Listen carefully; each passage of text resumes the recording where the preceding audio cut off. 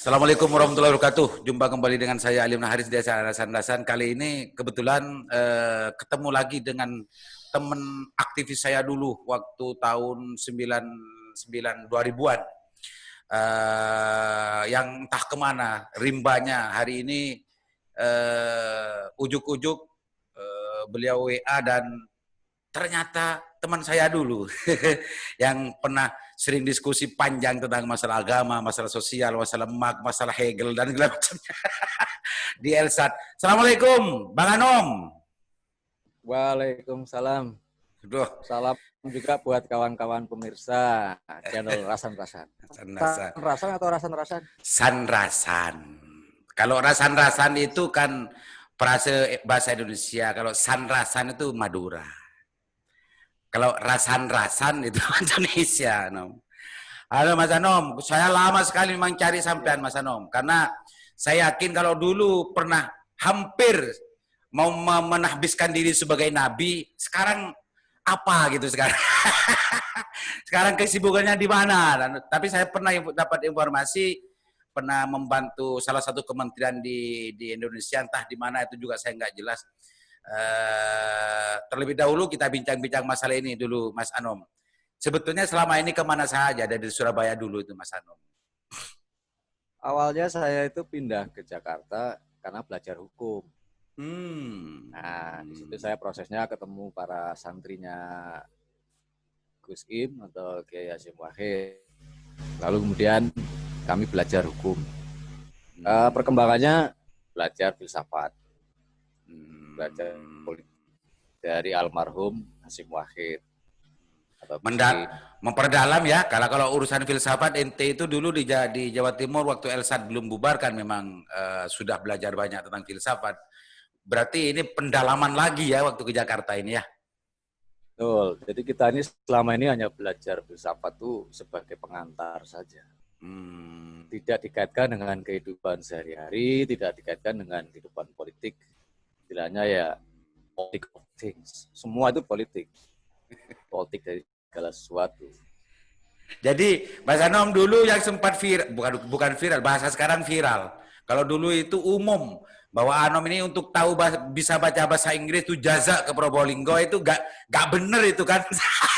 Artinya pendalaman untuk belajar filsafat justru lebih juga menambah di Jakarta, berarti jazaknya nggak bener dulu itu. Kalau ilmunya Kiai itu kan masuk ke dunia batin yang terdalam, jadi tidak bisa dilatih. Kiai itu ibaratnya ilmu alat, tapi seterusnya hal yang rasional harus dijalani. Gitu ya. Saya dulu sempat juga cari itu di mana yang mengijazah tentang bisa baca segala macam. Gara-gara informasi dari Mas Anom ini. Oke. Masih ada itu kayak? Masih dah. Di Nurul Riyadh. Masih di Nurul Riyadh saya dengar Python. Iya. Gimana secara ada pendalaman lagi di Jakarta tentang masalah filsafat yang dikorelasikan dengan kehidupan sosial kira-kira bagi cerita dengan saya? Yang pertama setelah membaca buku filsafat, apapun mazhabnya, apapun alirannya, karena memang bahasa filsafat itu kompleks. Setelah itu lupakan. Gitu. Lupakan, jangan sampai buku filsafat itu menjadi beban ketika bergerak dalam lapangan real politik.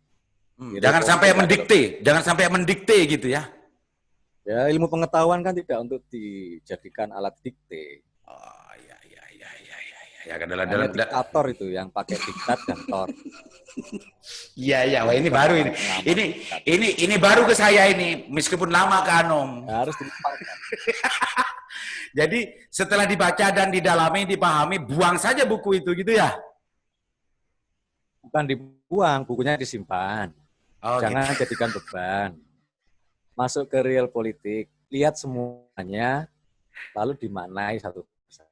Oh iya iya. Karena kalau tidak nanti semuanya hanya dibaca bahasa teori, itu kan diktator. Oh iya ya, berarti atas nama buku. kalau dalam istilahnya orang pesantren itu ilmunya sudah mamlakah namanya itu. Jadi sudah mendarah daging. Jadi bukan dibuang tapi digunakan, diamalkan gitulah. Kalau dalam bahasa sederhananya. Kalau bahasa filsafat ini memang agak sulit untuk dicerna memang. Saya mencoba pakai ilmu tanpa amaliyah itu namanya nakal. Iya, iya, iya. Mungkin banyak Mas Hanum sudah yang bagaimana dari ilmu-ilmu kemamlakaan ilmu filsafatnya itu bagaimana membaca, bagaimana menyimpulkan situasi dan kondisi kebangsaan saat ini itu ya diceritakan juga Mas Hanum, biar tidak hanya menjadi pemikiran dan pemahaman diri sendiri gitu kan, berbagilah dengan netizen. Ya kayak kita memaknai apa ya, sanrasan itu kan atau gosip. Gosip itu kan satu bentuk perlawanan politik. Ini itu menurut yang dilakukan kalau kelompok itu. Ini menurut filsafat yang mana ini kalau gini ini? Saya pernah membaca di jaringan apa ya, pemikiran feminisme. Perempuan itu melawan kekuasaan yang absolut, baik kekuasaan negara maupun pasar melalui ya, sanrasan. Saya masih belum di filsafat. Jadi kita itu hanya membahas tanpa logika, tetapi nyambung. Ya. Tidak didikte oleh nalar-nalar ilmiah gitu, tapi nyambung gitu ya. Iya. Kayak kasusnya sekarang yang saya dalami tadi yang sempat disinggung, desa ilmiah. Semua memandang desa itu dari literatur terlalu ilmiah. Orang tidak tahu, misalnya Madura punya tradisi sendiri, Sumatera Barat punya tradisi sendiri. Madura itu diatur terakhir kali sebagai desa yang khusus zaman kolonial Belanda misalnya, karena susah ditaklukkan. Itu periode akhir Madura itu. Periode akhir menjelang, tapi setelah itu ada juga yang Indonesia Timur ya, Jawa Madura itu. Saya agak ralat. Jadi kolonial itu menempatkan desa diatur antara Jawa dan Madura itu kan karena susah ditaklukkan. Jadi tentang donasi dan seterusnya. Nah, tapi kan karena semakin diajarkan sebagai sejarah hukum doktrin, ya semuanya serba ilmiah memandang desa itu. Oh, gitu. Tidak ada orang belajar pilkades itu peristiwa politik yang ada kaitan dengan pilkada yang terlalu liberal misalnya. Ya sudah lewat. Orang terlalu ilmiah belajar. Ya. Ini menarik. Menarik kesimpulan baru buat saya ini. Minum dulu. Oh iyalah. Kopi kelor ini. Kopi ada simbol kekuasaan negara kayaknya itu ya. Gitu ya. Kalau bicara dengan orang pinter ini begini nih. Oke Mas Anum, lebih fokus tentang masalah desa. Saya dengar Mas Anum ini banyak fokus tentang masalah desa. Di situasi saat ini dari Undang-Undang Nomor 6 kalau nggak salah ya, saya agak lupa, mohon maaf karena bukan pejabat. Undang-Undang Nomor 6 dulu, sekarang sudah ada Undang-Undang Cipta Kerja dan lain-lain. Gimana sebetulnya desa mau diapain oleh negara menurut analisa dari ilmu filsafatnya Mas Anum yang sudah mamlakai? Yang pertama itu Undang-Undang Cipta Kerja itu kan menurut saya namanya nggak tepat ya. Nggak tepat? Ketika nggak tepat namanya itu. Yang tepat itu namanya Undang-Undang Cipta Investasi. Oh gitu, Cipta Investasi. Beredarnya kasus salah ketik pasal 5, tapi itu rangkaian dengan pasal 4, 5, 6. Itu kan fatal karena itu menyangkut ruang lingkup Undang-Undang Cipta Kerja. Yang pertama itu ruang lingkupnya adalah tentang investasi. Jadi kalau kita lihat naskahnya yang versi paripurna maupun versi Istana Undang-Undang Nomor 11 ya yang rilis itu kan ada kekeliruan ya. Kalau sejak paripurna itu kan di pasal 4 dengan 5 agak copy paste. Kemudian di pasal 5 versi Undang-Undang 11 tahun 2020 itu kan dihilangkan ayatnya, tapi lupa pasal 6-nya merujuk ke pasal 5. Terkait juga informasi publik yang di pasal 175 itu juga keliru merujuk ayat. Oh, banyak yang keliru merujuk gitu ya. Kalau bahasa pesantren, Banyak. berarti kalau bahasa pesantren itu mudzakkar dan muannasnya tuh nggak jelas karena rujukannya nggak jelas, Ya, nggak paham nahwu berarti gitu. ya. Terus Jadi gimana Mas Anom? antara Melihat enggak masuk ke urusan mestinya jangan undang-undang cipta kerja tapi cipta investasi. Nah, ini penting untuk lebih ditegaskan karena kalau orang biasa kenapa yang lebih pas cipta investasi atau memang cipta kerja itu hanya kamuflase saja sebetulnya menyembunyikan cipta investasi. Kan begitu Mas Anom? Ya itu iya, jelaskan sejelas-jelasnya itu. betul. Jadi yang pertama itu ruang lingkupnya memang investasi, yang kedua ketenaga kerjaan. Jadi ketenaga Ya. kerjaan itu nomor 2 sebagai akibat ya. Mungkin istilahnya mafhum mukhalafah. Sebabnya adalah investasi. Akibatnya adalah tenaga kerja terbuka. Nah, ruang lingkup ini bisa juga dibaca secara mantek gitu. Tujuannya undang-undang ini terkait dengan urusan desa, urusan mineral batu bara, perizinan usaha, informasi publik itu kan semua disatukan di situ. Ya namanya omnibus. Tujuan Maqasidus syar'i, maqasidus syar'i. Itu tradisi liberal. Nah, gitu. maqasidus syar'i itu arahnya investasi. Nah, ini orang kemaslahatan untuk kerja nomor 2. Mas Anom, kalau orang pernah belajar usul fik di pesantren, kalau sudah maqasidus syar'inya sudah investasi, yang lain-lain itu sebetulnya hanya bayang-bayang gitu. Cuma selama ini yang digembar-gemborkan oleh pemerintah beserta para jubir-jubirnya, justru ini adalah cipta kerja, bahkan namanya cipta kerja. Kok Mas Anom berani bilang begitu ini? Jangan-jangan ya saya ngecek Undang-Undang Cipta Kerja versi paripurna yang 900 halaman beberapa jam setelah launching, disetujui dan banyak aksi buruh. Itu sendiri ada double pasal ya di situ. Dan nomor 1 tetap investasi di pasal 4 dan kemudian pasal 5 ayat 1. Setelah diundangkan pun di pasal 5 juga sama investasi. Tapi pasal 5 ayat 1-nya hilang, pindah ke pasal 4. Ini permainan bahasa hukumnya gitu. Intinya kalau kaitan tenaga kerja dan sebagainya pakai nalar usul fikih tadi itu ya dia ngikut saja tenaga kerja sebagai akibat ikutan. Akibat lanjutan dari tujuan utamanya yaitu investasi. Berarti maqasidus syar'inya betul-betul lebih tegas ke cipta investasi ya. Bahkan menurut Mas Anom mengapa namanya cipta kerja? Untuk bisa merebut simpati dari rakyat. Ini kan terutama rakyat buruh. Kesimpulan dari nalar yang dibangun oleh Mas Anom. Kalau pemerintah sampai hari ini masih tetap ngotot cipta kerja, Mas Anom. Iya, nggak apa-apa. Kan era nihilisme kan semuanya nggak ada yang benar. Mana ada yang merasa paling benar hari ini? Nggak ada. Yang salah aja bisa dikoreksi pakai tukang ketik. Sampai detik ini, bahkan menaker dan yang lain-lain itu, semua jubir-jubir pemerintah sampai detik ini ngotot bahwa ini adalah cipta kerja demi rakyat, demi masyarakat dan segala macamnya. Jauh berbeda dengan nalar analisanya yang dibangun oleh Mas Anom. Bahkan Mas Anom nama aja sudah disalahkan sama Mas Anom. Gitu kan. Mestinya cipta investasi, justru ini cipta kerja gitu kan. Lah, ini bisa bahaya Mas Anom. Iya. Bahaya. Memang secara sosiologi hukum, kondisi kita ini memang mengulang kembali ya politik hukum liberal. Kan semacam Omnibus Law ini kan terjadi tahun 1850-an. Itu loh yang tentang kitab undang-undang hukum perdata yang tebelnya luar biasa. Dikritik oleh kelompok hukum adat. Kayak wakaf misalnya itu kenapa harus diatur-atur? Karena selama ada uangnya ya diatur. Selama ada uangnya diatur gitu. Selama ada uangnya dia diatur, ada kapitalisasi diatur. Nah ini kan prosesnya, kembali ke soal desa tadi. Desa diarahkan kemana? Ya masuk ke gelanggang pasar. Iya. Berarti desa sekarang itu dipersiapkan untuk menjadi sasaran pasar gitu ya?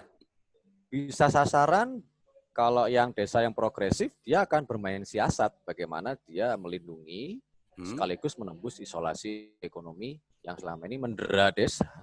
Tapi Soalnya ya gini Mas Anom, yang saya dengar dari sekian banyak penjelasan dari jubir-jubir pemerintah, justru desa itu mau dijadikan daerah produksi, bukan daerah pasar. Ini kebalik lagi Mas Anom melihatnya ini. ya, dua-duanya bisa. Oh Jadi kayak gitu. misalnya desa tambang. Desa Hmm. tambang itu di lokasi desanya ada emas. Percaya nggak ada satu desa lewat satu badan usaha milik desa bisa mengelola 1 hari 1 kilo emas misalnya. Hmm. Itu arena produksi sekaligus pasar kan? Nah, Iya, bisa juga. Undang-Undang Cipta Kerja kalau kita baca, desa belum bisa main di mineral batu bara kecuali bersiasat mendirikan satu perusahaan. Nah, di sisi lain ada juga desa yang dibuka aksesnya untuk mengelola air, tapi pakai izin usaha. Itu berarti bersiasat secara bisnis. Dia arena produksi sekaligus arena pasar juga. Tapi orientasi Makos itu saatnya kembali ke tadi memang investasi dong, kapital dong yang dijadikan tujuan. Halo, Jong, halo, halo Nom, tuh aja. Halo, Halo. halo, halo. Sudah normal lagi. Ini di daerah mana kok bisa begini? Wong saya di tengah kota ini. Gak di pegunungan ya, kan di desa Kalau lagi sudah kan Anom. mengkritik, Nom, ini saya tadi di lembah ini, Pak. kembali ke tadi, mohon maaf pemirsa, barusan sempat ada gangguan sambungan ya. Barusan Mas Hanom bilang bahwa di desa itu sekarang bisa saja diarahkan kepada daerah investasi atau produksi, bisa diarahkan dari pasar gitu ya. Tapi Undang-Undang Cipta Kerja sendiri menurut pemahaman Hanom tadi adalah yang lebih pas itu cipta investasi, bukan cipta kerja. Bu, jangan-jangan Mas Hanom, memang desa itu memang dipersiapkan untuk dijual oleh negara dengan Undang-Undang Cipta Kerjanya. Gimana Mas Hanom? Kalau dijual atau dibangun sambil ditindas kan sudah biasa desa mengalami. Oh gitu ya. Sudah ratusan tahun ya begitu. Membangun, niatnya baik semua membangun, tapi ya menindih atau menindas biasa saja. Waktu Jokowi yang periode pertama itu ada ide namanya shareholding, yaitu berbagi modal, berbagi kapital, dan berbagi hasil. Tidak semua bisa bermain di situ. Ideal banget.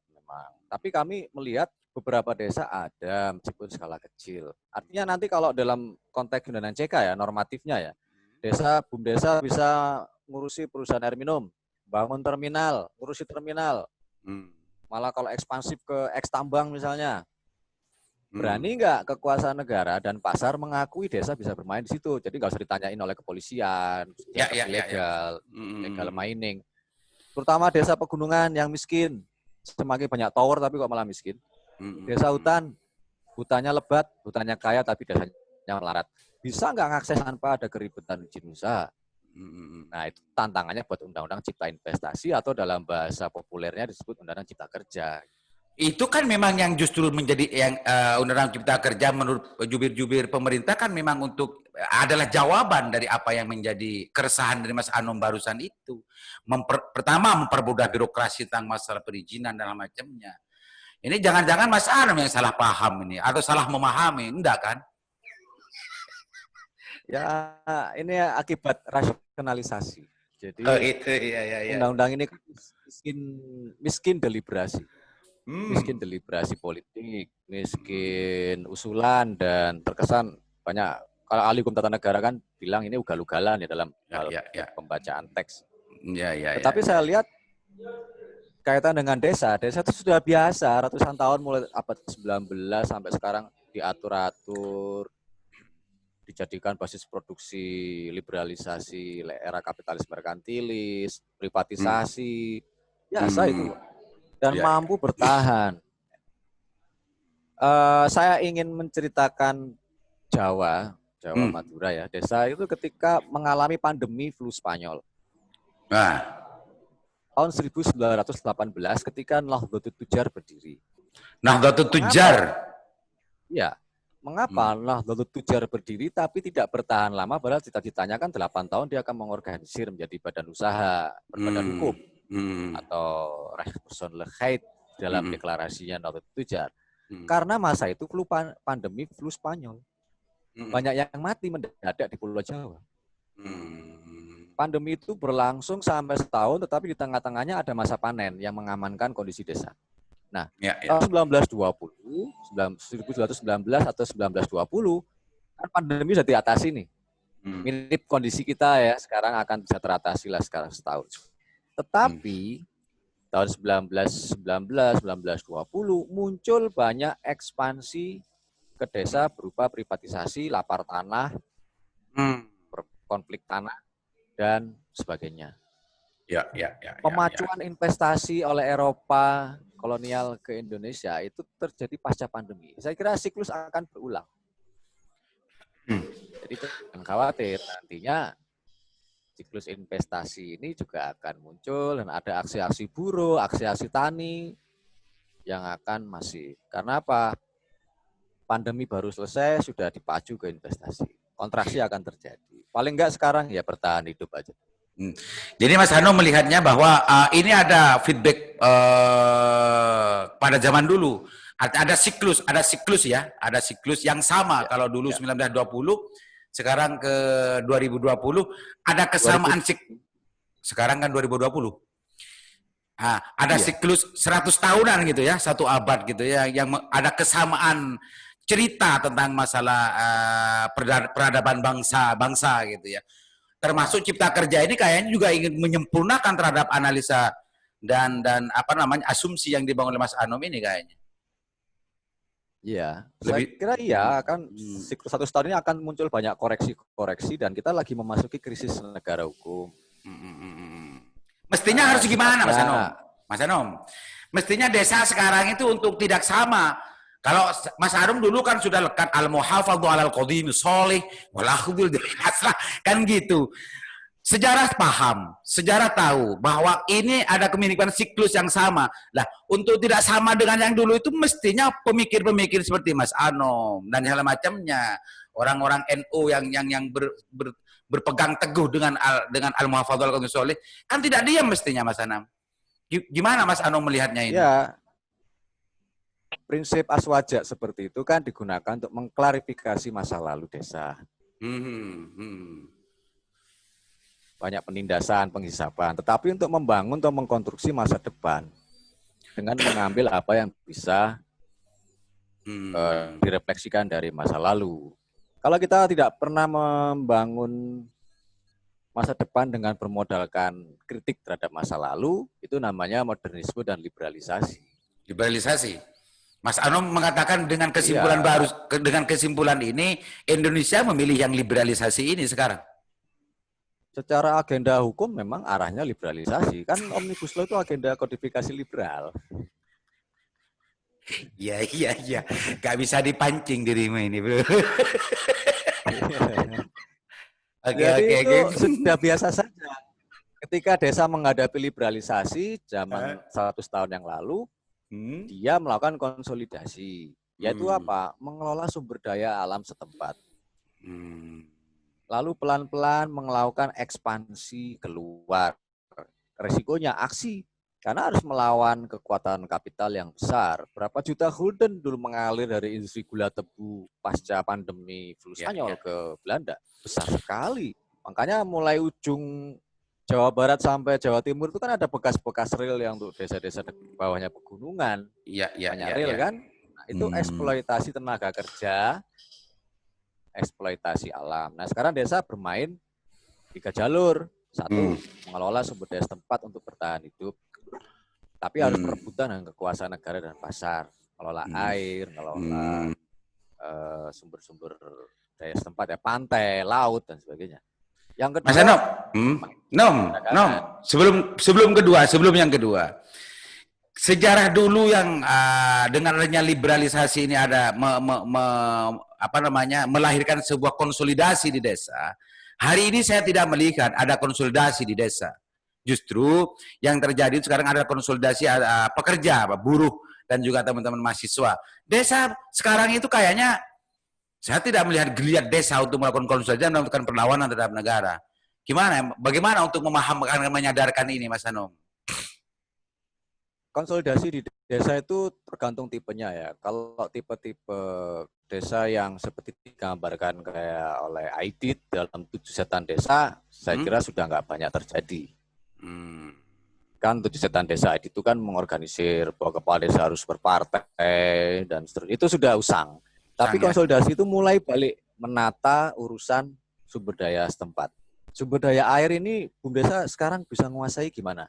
Hasil pertanian itu kalau dijual oleh BUM Desa, kira-kira ada halangan izin usaha atau dianggap tidak kuat lah misalnya. Nah, mau nambang emas gimana? Mau ngurusi hutan harus pakai izin dan sebagainya. Nah, politik perizinan ini kan kalau digambarkan konsolidasi di desa itu tidak seperti masif kayak kalangan buruh, enggak juga. Tapi dia tergantung tradisi, tergantung kultur sosialnya masing-masing. Ya.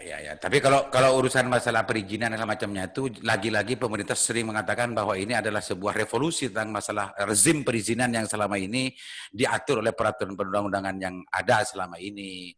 Artinya kalau Anom bilang bahwa ada semacam konsolidasi desa itu dalam mengolah dan mau membangun desanya harus terkendala dengan sebuah perizinan, ini menjadi salah lagi Anom nanti. Karena rezim Undang-Undang Cipta Kerja ini justru merubah dan mereformasi, merombak rezim perizinan yang selama ini dianggap mengekang terhadap investasi. Setuju itu, setuju. Itu kan ditujukan untuk birokrat. Iya. Bukan ke desa ya. Kan? Bukan ke desa ya. Ini nih. Ini kok bisa nyimpulkan gitu, itu gimana Mas Anom? Desa dan birokrat itu kan sesuatu yang tidak boleh dipisah menurut sebagian orang. Karena ya, perizinan itu keluarnya ya dari birokrasi. Ya, dan yang membutuhkan izin itu kan orang desa juga semuanya kan gitu Mas Anom. Perizinan itu kelanjutan dari partisipasi dan demokrasi. Kalau dia berdiri sendiri, perizinan itu terpilah dari demokrasi, itu namanya rezim sangkar besi birokrasi. Sangkar besi. Iya. Yang terjadi sekarang apa ini? Yang terjadi sekarang apa? Yang sangkar besi ya? Sangkar besi yang mau dirombak melalui datakrasi. Datakrasi. Pemirsa, kalau yang masih belum familiar dengan istilah datakrasi, silakan jelaskan Mas Anom. Apa itu makhluk datakrasi? Datakrasi itu kan istilah di politik era digital 4.0. Datakrasi itu bahasa Inggris. Istilahnya data and crazy. Lawannya demo and crazy. Kalau demokrasi itu kan pemerintahan berbasis rakyat. Dari rakyat, oleh rakyat, untuk rakyat. Kalau datakrasi itu pemerintahan berbasis data. Dari data, oleh data, untuk data. Yang main adalah algoritma. The big data. Bukan the big people atau kedokteran rakyat yang kita kalau demo dulu kan hidup rakyat. Kalau besok hidup data, Pak. Hidup data gitu besok ya. Jangan hidup rakyat. Arahnya sekarang ke datakrasi kan? Arahnya datakrasi sehingga semua warga negara itu diasumsikan tidak ada perbedaan kelas, mirip sosialisme. Semua bisa mengakses. Sanrasan bisa mengakses data APBD. Tidak perlu harus dibedakan dengan kelompok NGO yang lain atau pemerintah. Semua itu bisa. Tapi harus hati-hati. Datakrasi itu juga mengasumsikan adanya pemerintahan autopilot. Autopilot. Ya. Autopilot itu pemerintahan yang berjalan sendiri, tidak perlu harus disuruh-suruh, diinstruksi. Nah, desa itu sebenarnya dengan, ya saya apresiasi dengan kelompok Demit, ya. Gerakan Desa Melek IT, Demit itu kan sudah memulai sistem informasi desa itu untuk pelayanan rakyatnya, sudah selesai. Tetapi ketika dikaitkan dengan sistem di pusat, kekuasaan ini kan beragam datanya. Nom, kenapa kok itu mesti ditakutkan? Karena sistem autopilot ya, dalam pengertian yang Mas Anom jelaskan itu, kalau betul-betul autopilot dan berjalan, sistem yang dibangun selama ini bahkan kalau Pak Jokowi justru memang menyarankan untuk jangan sering-sering ketemu orang. kan gitu kan. Bisa diurus dari rumah masing-masing, digital dan segala macamnya. Kalau semua itu kebutuhan orang itu bisa dipenuhi dan bisa dipenuhi, kenapa Om Boas itu ditakutkan oleh Mas Anom? Itu kan yang lebih bagus menurut mereka. Ya, setuju. Tetapi itu salah kaprahnya adalah proses deliberasi tidak ada. Proses itu deliberasi langsung. Ya, komunikasi itu kan mengadakan saya bicara dengan cara berpikir lawan bicara, meskipun saya nggak setuju, tapi saya paham cara bicaranya. Tapi dalam datakrasi, saya hanya memahami algoritma, rumus-rumus. Ya. Oke, Mas Anom. Nah, ini diatur oleh data gitu. Oke, Nom, saya sebetulnya sudah lama sekali. Kalau dalam istilah orang Madura itu kerong, kangen sekali dengan berdiskusi seperti dulu waktu di kampus dan di UNER saya. Tapi karena memang ini ada keterbatasan Anom juga, Nom. Nanti saya akan coba besok atau lusa saya hubungi Mas Anom untuk bicara lebih khusus lagi, Mas Anom ya.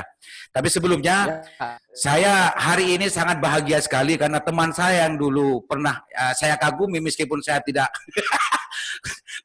bukan mengagum atau apa ya istilahnya yang lebih tepat, bukan kagum tapi heran gitu, heran. Bukan kagum saya dulu ke Mas Anom, tapi heran saja orang ini kok bisa begini. Hari ini saya bisa ketemu, bisa ngobrol semacam ini walaupun lewat udara. Mudah-mudahan ini ada tindak lanjut untuk bicara dan bincang-bincang sandasan tentang masalah negara, masalah sosial, masalah apapun selanjutnya. Karena saya tahu beliau ini adalah orang yang tulubul ilm, orang yang selalu haus dengan pengetahuan, kalau yang saya tahu dan pahami dulu.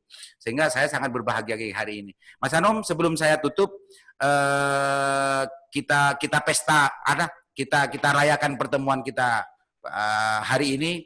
Silakan Mas Anom, ungkapkan perasaannya ketemu dengan saya lagi di sini. Ya, saya berpendapat begini. Channel Sanrasan itu juga tidak hanya digerakkan oleh sikap kritis, tapi juga digerakkan oleh algoritmanya YouTube. Jadi teman-teman penonton jangan lupa like, comment, dan subscribe. Terutama juga ke channel saya, Desa Tuber. Saya kan baru 1.800 subscriber, kalau masih kalah. Oh gitu? Apa itu? Kenalkan. Desa Tuber CH namanya. Channel Desa Tuber. Ya. Pemirsa? Tentang meditasi, berdesa, dan seterusnya. Kita kolaborasi ini kan supaya ngerasani kekuasaan negara dan pasar itu bagian dari iman politik. Ya, ngerasani tentang masalah negara dan sosial ini adalah bagian dari implementasi iman politik. Ya, ini ada ternyata Mas Harum sekarang punya channel namanya Desa Tuber. Teman-teman pemirsa dan pemirsa dari Lingkar Jatim dan Sandasan, silakan juga intip channel ini. Apa isinya? Saya yakin isinya akan banyak hal-hal yang penting untuk diputar ulang, karena ini orang filsafat dulu tidak bisa mengerti hanya satu kali putaran, putar-putar terus, dan jangan lupa like dan subscribe gitu ya. Oke Mas Anom, terima kasih banyak pertemuannya. Kita ketemu lagi di lain waktu, insya Allah dalam waktu dekat saya akan hubungi untuk bicara-bicara lebih khusus, karena Mas Anom ini tema apapun biasanya nyambung, nggak milih tema kalau dulu. Jadi nanti kalau ada tema saya akan hubungi Mas Anom. Mas Anom ya. Oke. Salam berdesa. Apa? Salam apa itu? Berdesa. Oh, salam berdesa. Oh, karena Desa Tuber. Oke, makasih Mas Anom. Mudah-mudahan bermanfaat. Kita berlanjut. Assalamualaikum warahmatullahi wabarakatuh. Waalaikumsalam warahmatullahi wabarakatuh. Audio Jungle.